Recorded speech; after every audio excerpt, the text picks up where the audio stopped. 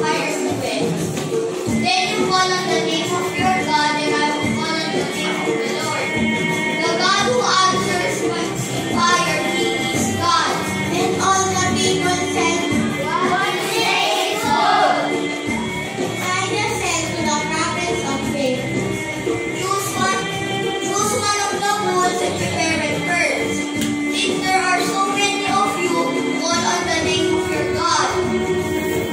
But not light the fire. So they took the bull given them and prepared it.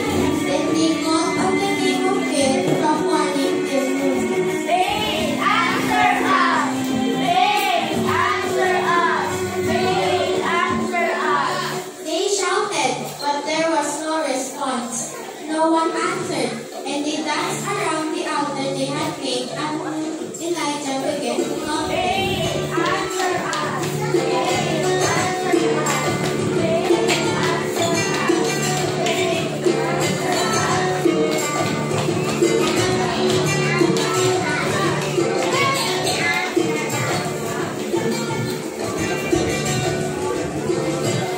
Shout louder! Surely He's a God. Maybe He's deep in thought or busy or traveling. Maybe He's asleep and must be awakened.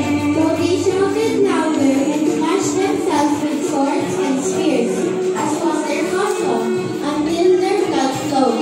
They fast and they continued their fasting prophecy until the time for the evening sacrifice. But there was no response. No one answered. No one paid attention. Then Elijah said to all the people, "Come here to me."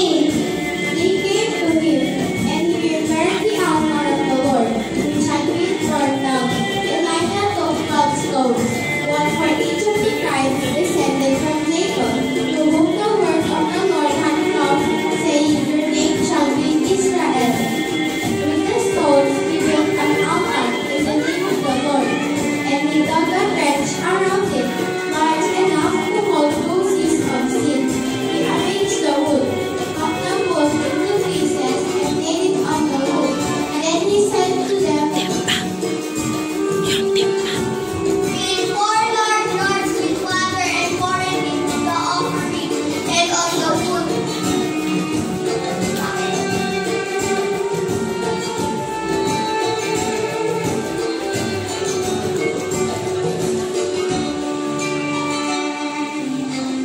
Do it again.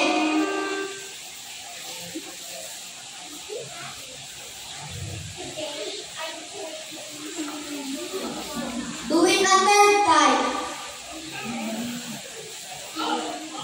He ordered, and they did it the third time.